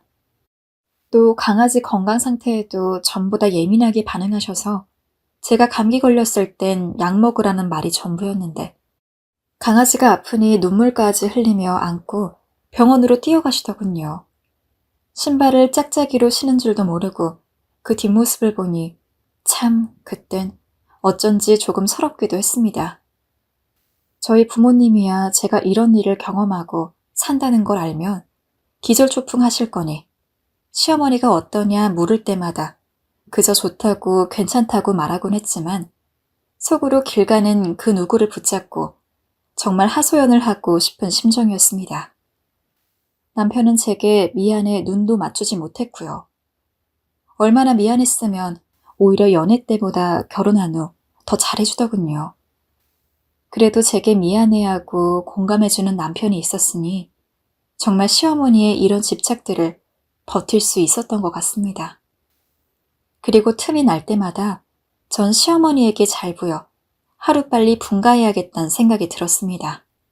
그래서 그때부턴 어머니가 좋아하시는 음식, 좋아하시는 운동, 하다못해 좋아하시는 트로트 가수까지 파악해 깜짝 선물을 사다 드린다거나 하며 미리 시어머니의 비위를 맞추었고 없는 애교를 부려가며 갖은 노력을 다했죠. 어느 날 어머니가 특정 트로트 가수를 좋아한다는 이야기를 듣고 점심까지 걸러가며 콘서트 티켓을 예매했으니까요. 허나 저희 시어머니는 그리 호락호락하신 분은 아니었습니다. 제가 잘해드린다 하더라도 오로지 시어머니 머릿속에 자리한 건 무당이 내뱉은 말인 것 같았어요. 제가 기가 세다는 그 말, 시어머니는 그 말에 꽂혀 절 그닥 예쁘게 보지 않으셨고 제 호의에 무슨 꿍꿍이가 있다고 생각하시는 것 같았습니다. 꿍꿍이야 당연히 있었지만 시어머니가 제게 넘어오지 않으니 이래서 언제 분가하나 싶어 불안하고 초조해져만 갔어요. 저희가 막무가내로 분가하여 당장 떨어져 나간다 살더라도 시어머니께서 하루 걸러 전화가 오실 것 같아 그럴 수도 없었고요. 답답하고 미칠 노릇이었죠. 여기까지가 바로 시어머니 모시고 살기 1편이었습니다.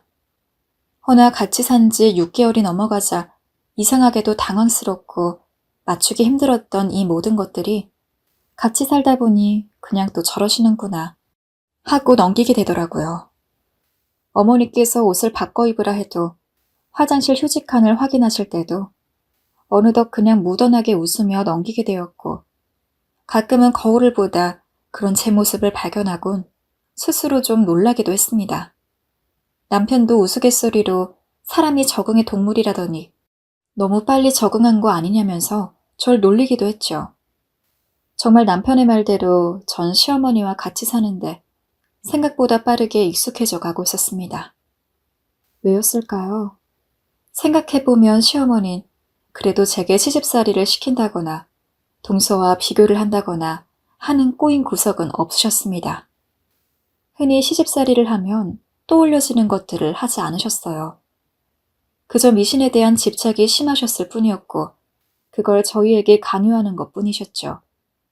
그 집착을 제외한다면 꽤 마음이 넓으시고 인자하신 부분도 있었어요. 가령 남편과 말다툼이 있었을 땐 의외로 제 편을 들어주셨던 적도 있었고 저 좋아하는 반찬들로 가끔 도시락을 싸주기도 했어요.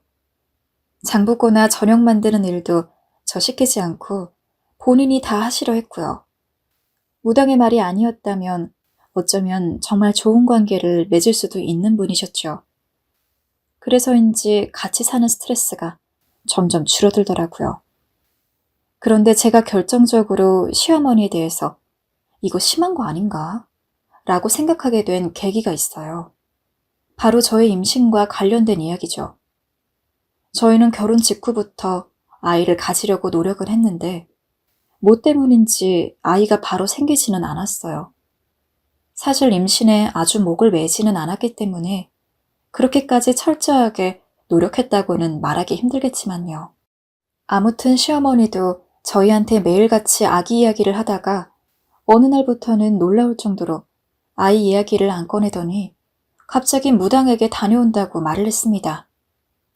시어머니가 점을 보러 간다고 하면 대부분 저희와 관련이 된 이야기였기에 저는 심히 불안해졌지만 그렇다고 제가 시어머니에게 가지 말라고 막을 수도 없는 노릇이니 마중을 나가드렸어요. 그리고 그날 저녁 시어머니는 평소보다 조금 늦게 귀가했어요. 무당한테 가서 임신에 대해서 물어봤다. 무조건 임신되는 방법 알아왔으니 나만 믿으렴. 이번 주말에 나랑 갈 데가 있으니 약속 잡지 말아라. 대체 이번에는 또 어떤 기상천외한 미신인지 가슴이 설렌 정도여서 시어머니가 말씀하신 주말까지 잠도 설쳤습니다.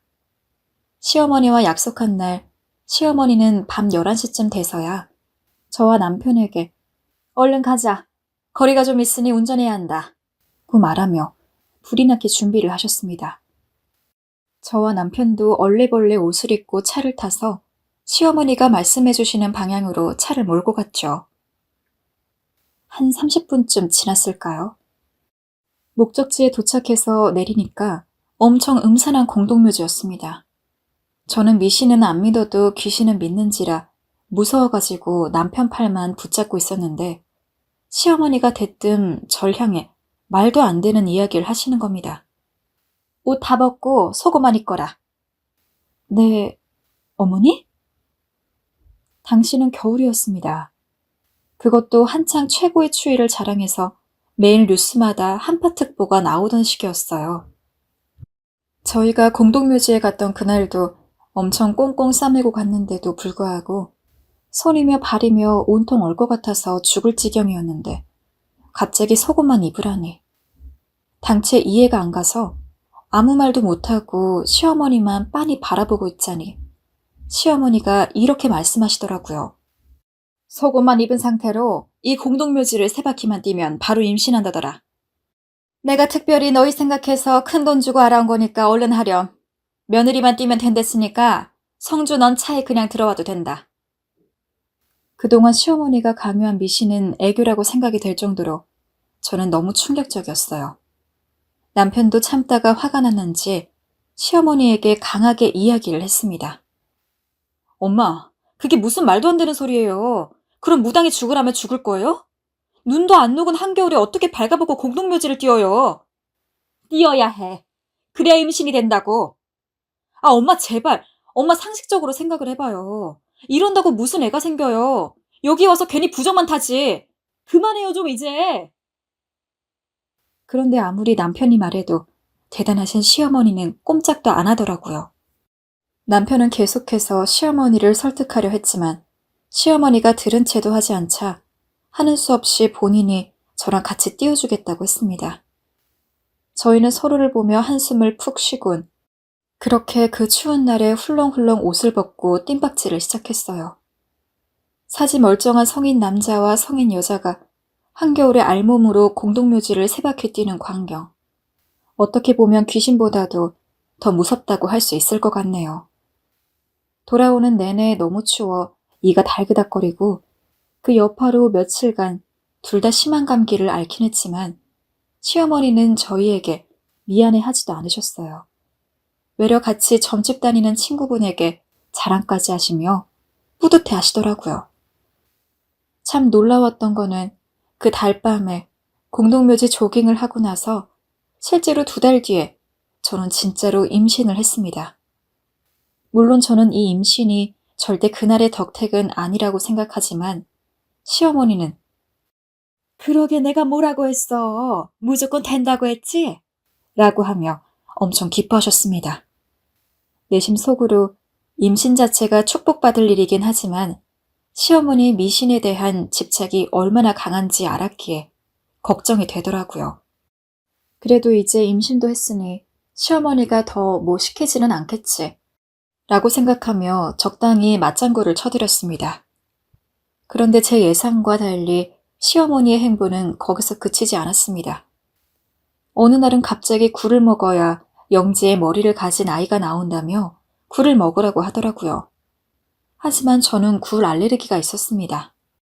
알레르기가 심한 편이라 굴을 먹으면 숨쉬기도 힘들 정도여서 안 된다고 이야기했지만 시어머니는 기껏 돈 써가며 비법을 알아왔는데 그깟 알레르기 때문에 안 먹는다고? 라며 계속 굴을 먹을 것을 종용하더라고요. 하는 수 없이 먹는 척만 하면서 입에 넣고 시어머니가 안 볼 때 뱉었는데 입안에 굴이 닿은 것만으로도 두드러기가 잔뜩 나더라고요.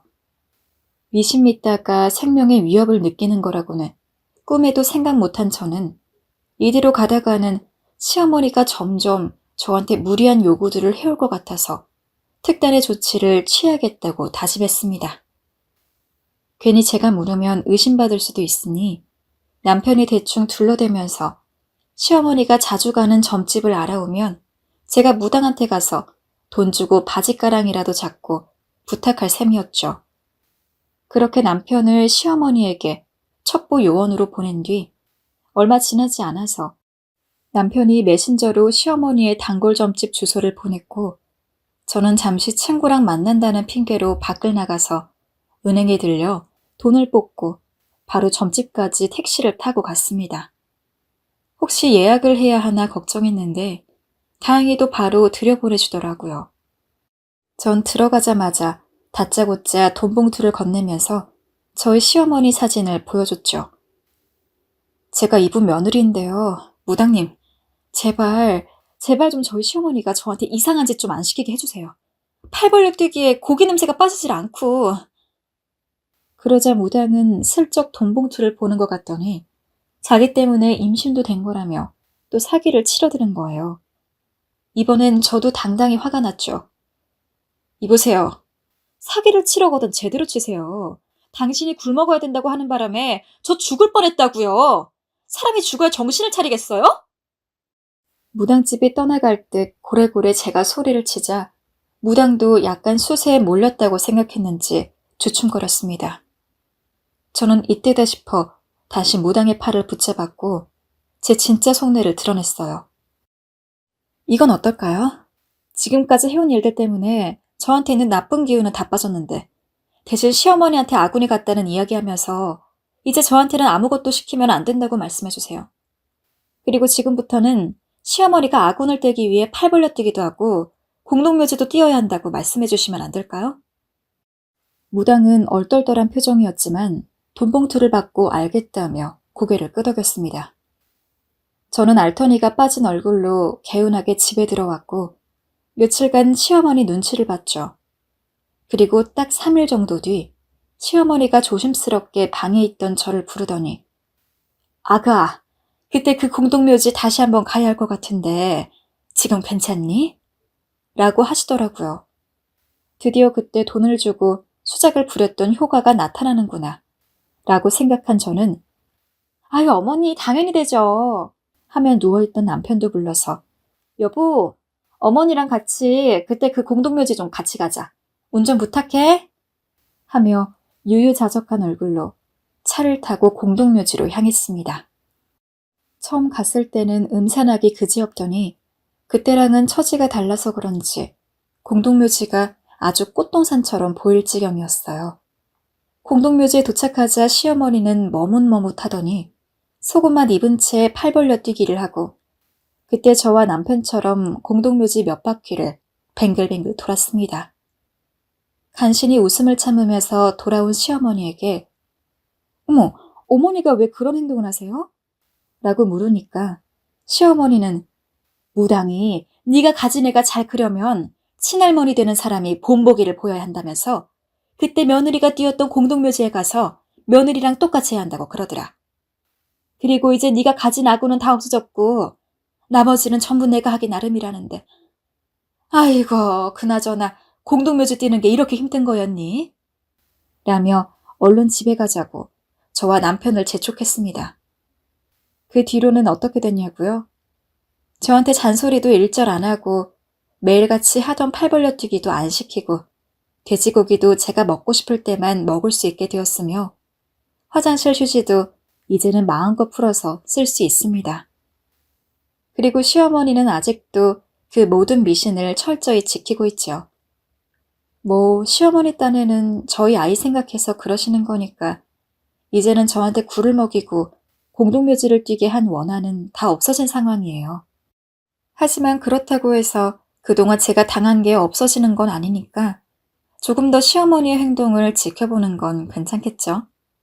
뭔가를 믿는 건 어떤 면에서는 좋은 일이라고 볼 수 있지만 저희 시어머니처럼 얼토당토 않는 이야기를 맹목적으로 믿으시는 분들은 없길 바랄게요. 결국 우리 인생은 무당이나 신이 점지해주는 대로 이루어지는 것이 아니라 우리가 스스로 헤쳐나가고 살아가는 거니까요. 지금까지 이야기를 들어주셔서 감사합니다.